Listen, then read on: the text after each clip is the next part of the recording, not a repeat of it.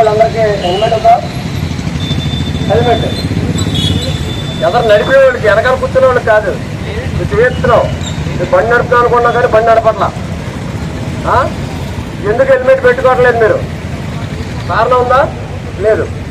Helmet పెట్టుకోకపోవడం వల్ల ఏ ఇబ్బంది కలుగుతుందో తెలుసా మీకు? మీరు ఇంటికాడ నుంచి బయలుదేరుతారు ప్రశాంతంగా, 9ంటికి ఇంటికి వెళ్ళాలనుకుంటారు. ఏదో తెలియని అనివార్య కారణాల వల్ల చిన్న ఇన్సిడెంట్ జరుగుతుంది. ఆ ఇన్సిడెంట్ వల్ల తలకి దెబ్బ తగిలితే మనం ఎక్కడ ఉంటాం?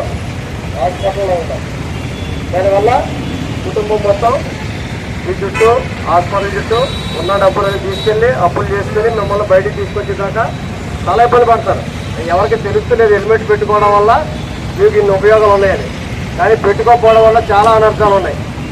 ఒకటి, తలకి దెబ్బ తగులుద్ది. 2, సెల్ ఫోన్ మాట్లాడరు.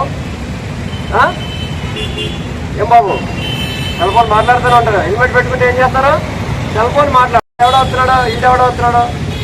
మీరందరికి కారణం ఏంటంటే ఎయిర్ పాడైపోద్ది, గ్లామర్ పోద్ది, రోడ్డు మీద మమ్మల్ని ఎవరో చూడాలని మీరు ఏదో అపోహపడుతున్నారేమో.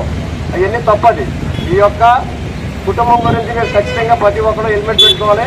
ఇంకో విషయం ఏంటంటే ఈ హెల్మెట్ పెట్టుకోకపోవడం వల్ల ఇంకొక మైనస్ లాస్ ఏంటంటే 1000 రూపాయలు, 1050 రూపాయలు పోలీసు వారు మీకు ఫైన్ వేసి కట్టించి మరీ పంపిస్తారు. ఇదివరకు అయితే ఏ వదిలేసేవారు, దొరకు 135 రూపాయలు ఉండేది కట్టుకోవచ్చు అనుకునేవారు.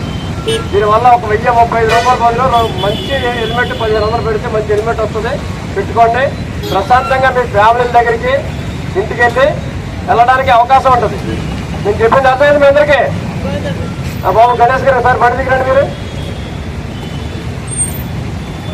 మీరు మర్చిపోలేదు మీ పేరు, రండి.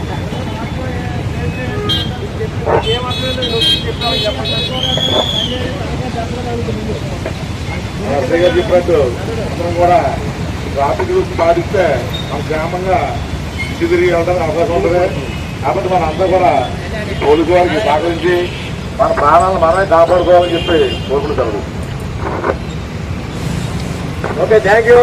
హెల్మెట్ పెట్టుకున్న వాళ్ళందరికీ కృతజ్ఞతలు. పెట్టుకోలేని వాళ్ళు మాత్రం మరీ పెట్టుకోమని పోలీసు వారి తరఫున అందరికీ విజ్ఞప్తి చేస్తాం. ఎలా